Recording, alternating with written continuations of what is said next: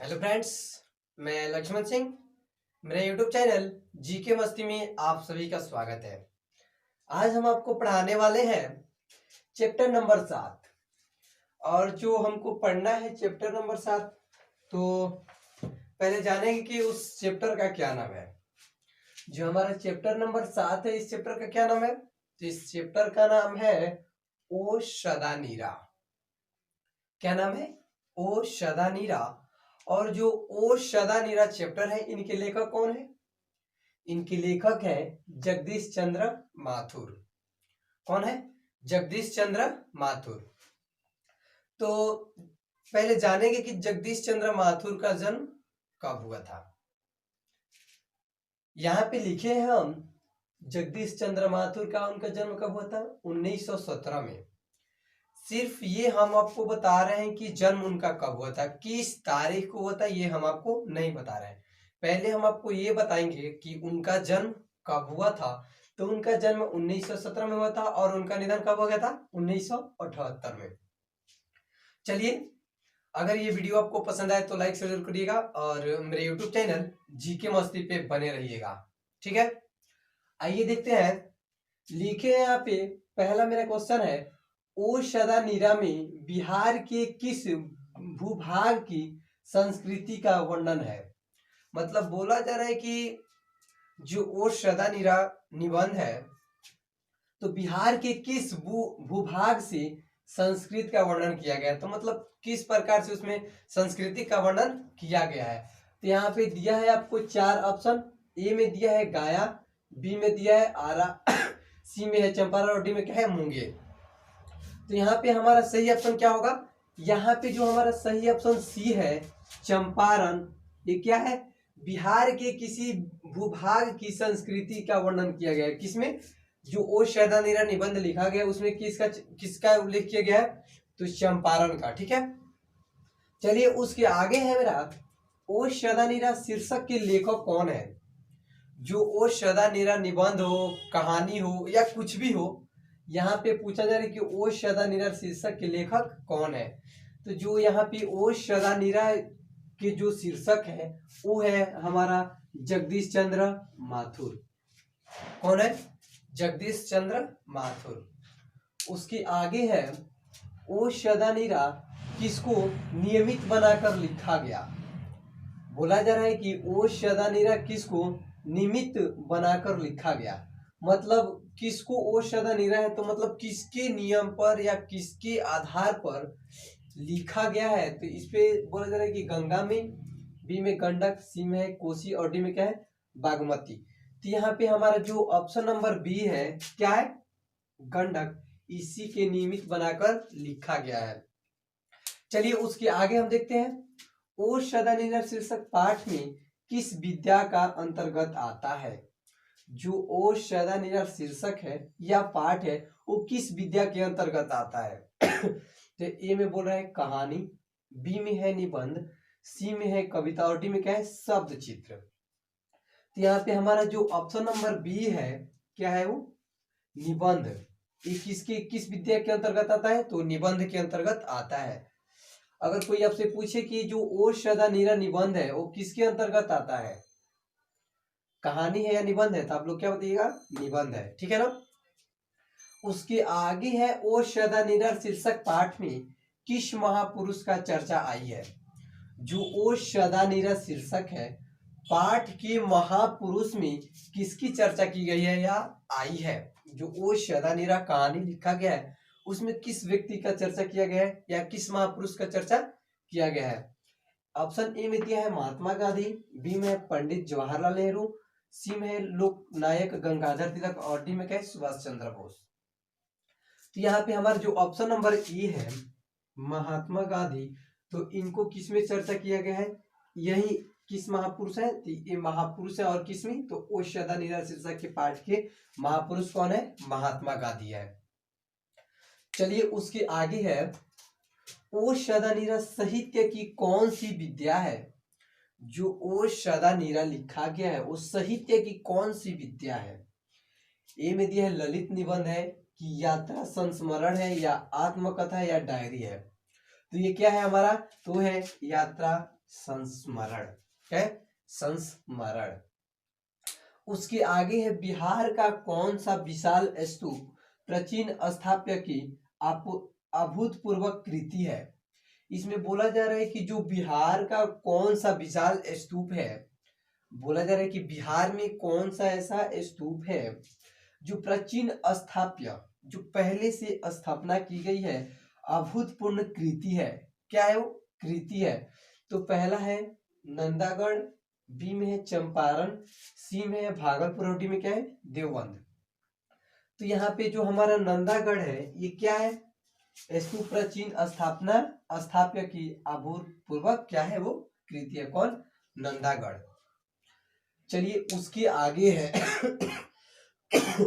धागड़ लोग कहाँ से आए थे। इस निबंध को हम लोग पढ़ेंगे तो इसमें मिलेगा धागड़। धागड़ मतलब बोला जा रहा है कि धागड़ लोग कहाँ से आए थे। ऑप्शन ए में दिया है मध्य प्रदेश से, बी में दिया है राजस्थान से, सी में है उत्तर प्रदेश से और डी में क्या है? दक्षिण बिहार से। तो यहाँ पे जो धागड़ लोग आए थे तो कहाँ से आए थे? वो आए थे हमारे दक्षिण बिहार से। कहाँ से? दक्षिण बिहार से। उसके आगे है जगदीश चंद्र माथुर क्या है। इसमें आपसे बोला जा रहा है कि यहाँ पे तो लेखक है, लेकिन इसमें बोला जा रहा है कि जगदीश चंद्र माथुर क्या है। ऑप्शन ए में दिया है कहानीकार है, बी में है निबंधकार है, सी में है नाटककार है और डी में क्या है? उपन्यासकार है। तो यहाँ पे हम इनको क्या बोलेंगे? वो क्या है? वो है नाटककार। क्या है? वो नाटककार है। ऑप्शन नंबर सी सही होगा। चलिए उसके आगे आपका क्वेश्चन, जगदीश चंद्र माथुर का जन्म किस दिन हुआ था। आपसे मैंने बताया था कि उनका जन्म कब हुआ था? 1917 में हुआ था, लेकिन इसमें बोला जा रहा है आपसे कि जगदीश चंद्र माथुर का जन्म किस दिन हुआ था। तो यहाँ पे ऑप्शन आपको दिया है 16 जुलाई 1917 को, बी में है 17 जुलाई 1916 को, सी में है 16 अगस्त 1917 और डी में क्या है? 17 अगस्त 1918। यहाँ पे जो आपका ऑप्शन ए है 16 जुलाई 1917 को क्या हुआ था? इनका जन्म हुआ था। उसके आगे है पुंडलिक जी कौन थे। उसमें एक पुंडलिक जी थे, वो कौन थे? तो यहाँ पे ऑप्शन ए में दिया है शिक्षक, बी में है गांव का मुखिया, सी में है राजनीतिक नेता और डी में क्या है? कोई नहीं। तो यहाँ पे हमारा ऑप्शन नंबर कौन सा सही होगा? ऑप्शन नंबर ए हमारा क्या होगा? सही होगा। जो पुंडलिक जी थे वो क्या थे? वो शिक्षक थे। क्या थे? शिक्षक थे। उसके आगे है आपका गांधी जी चंपारण में किस सन में आए थे। गांधी जी जब पहली बार चंपारण में आए थे तो किस सन में आए थे? सन 1915 में, सन 19, ऑप्शन ए में है सन 1915, बी में है सन 1917, सी में है 1918 और डी में क्या है? 1918। यहाँ पे दो 1918, इसको 1921 कर दीजिए। तो किस में आए थे? वो गांधी जी जब पहली बार चंपारण आए थे तो आए थे कब? सन 1917 में। ठीक है। उसके आगे आपका क्वेश्चन, कुशीनगर में गंडक नदी को किस नाम से जाना जाता है। जो गंडक नदी बहती है कुशीनगर में, उसको किस नाम से जाना जाता है। ऑप्शन ए में दिया है वैदर्भी, बी में है नारायणी, सी में है माधवी और डी में क्या है? गोमती। तो यहाँ पे जो वैदर्भी है तो ये आपका नहीं होगा। जो आपका ऑप्शन नंबर बी है, क्या है? नारायणी। जो गंडक नदी है कहाँ पे? कुशीनगर में, तो वहां पे किस नाम से जाना जाता है? नारायणी नदी के नाम से। ठीक है। चलिए उसके आगे आपका क्वेश्चन, 12वीं सदी से लगभग 300 वर्ष तक किस वंश का राज्य था। आपसे बोला जा रहा है कि जो 12वीं सदी चल रही थी उस समय, तो लगभग 300 वर्ष किस वंश का राज्य था। इसमें आपको दिया है, ए में दिया है चालुक्य वंश, बी में है मौर्य वंश, सी में है कणाक वंश और डी में क्या है? गुप्त वंश। तो जो यहाँ पे आपका जो 300 वर्ष से अधिक राज किए थे, किस वंश का राज की, किस वंश ने राज किया था? कणाक का वंश। कौन कहता? कणाक वंश का राज कितना? 300 वर्ष तक का राज किया था। उसके आगे है अंग्रेज ठेकेदारों ने किस चीज की खेती का विस्तार किया। जो अंग्रेज ठेकेदार थे वो किस चीज की खेती के लिए विस्तार किया था? ए में दिया है नील की, बी में है गेहूं का, सी में है दलहन और डी में क्या है तिलहन का। तो यहाँ पे हमारा ऑप्शन नंबर ए क्या होगा? सही होगा। जो अंग्रेज ठेकेदार थे वो किस खेती के लिए थे? नील की खेती के लिए क्या करते थे? वो विस्तार किया करते थे। उसके आगे है निम्नलिखित में कौन सा, यहाँ पे बोला जा रहा है उसके आगे क्वेश्चन में, निम्नलिखित में कौन सा नाटक जगदीश चंद्र माथुर द्वारा रचित है? इसमें बोला जा रहा है कि जगदीश चंद्र माथुर ने कौन सा नाटक रचे हैं या लिखे हैं? यहाँ पे आपको ए में दिया है ओ मेरे मन, बी में है दीपक, सी में है आंधे अंधेरे और डी में क्या है कुड़ाक। तो यहाँ पे आपका ऑप्शन नंबर कौन सा सही होगा? डी। क्या है? कुड़ाक के इसने क्या किया था? रचित किया था। ये क्या है? जगदीश चंद्र माथुर ने जो नाटक का प्रस्तुत किए थे वो क्या किए थे? वो कौन सा नाटक था? क्या नाम था? तो उस नाटक का नाम क्या था? कुड़ाक। चलिए उसके आगे आपका क्वेश्चन, लेखक को भितिहरवा पहुंचने में कौन मिले थे? जब लेखक ने पहली बार भितिहरवा गया था, भितिहरवा एक गांव का नाम है, तो वहां पे गए थे तो उसको कौन मिला था?